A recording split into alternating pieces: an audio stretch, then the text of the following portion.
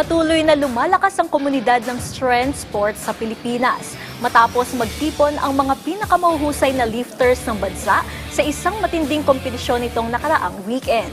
Para sa detalye, alamin sa ulat ni teammate JB Junio.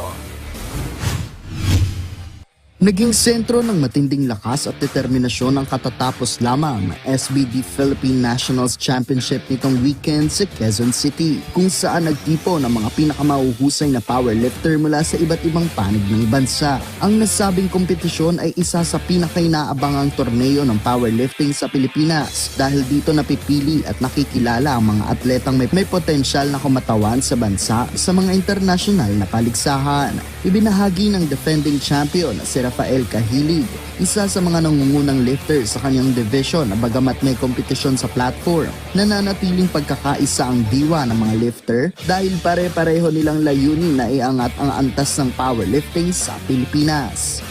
It's nice kasi we're able to push ourselves. Napupush ko sila, napupush nila ako to be better of myself. Like, kahit magkakalaban naman kami, we all represent the same country.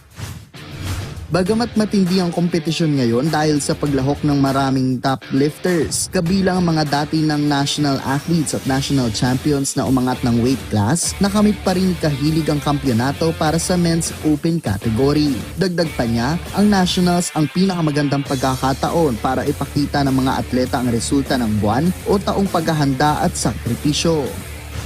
Nationals is a good place to showcase everyone's strength, you know, to show na we did our best this whole entire year.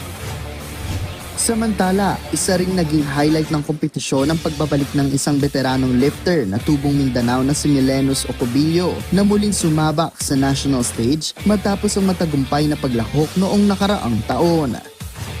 I have this privilege to really represent Mindanao or even Davao City mismo kasi there's no one, there's a few of us, maybe seven people from Mindanao, and all of us are from Davao City, so we are the few that represents the way down south.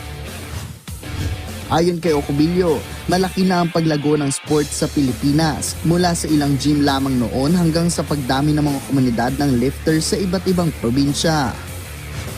I've been around before the pandemic. That's why before that, there's the era before that and the era after that is very, very different. I would say even in the Philippines, the population quadruples. Sa patuloy na pagdami ng mga atletang sumusubok ng powerlifting mula sa iba't ibang panig ng bansa, umaasa ang komunidad na mas marami pa ang makikilala at kakatawan sa Pilipinas sa mga internasyonal na kompetisyon sa mga susunod na taon. JB Junio para sa Atletang Pilipino, para sa Bagong Pilipinas.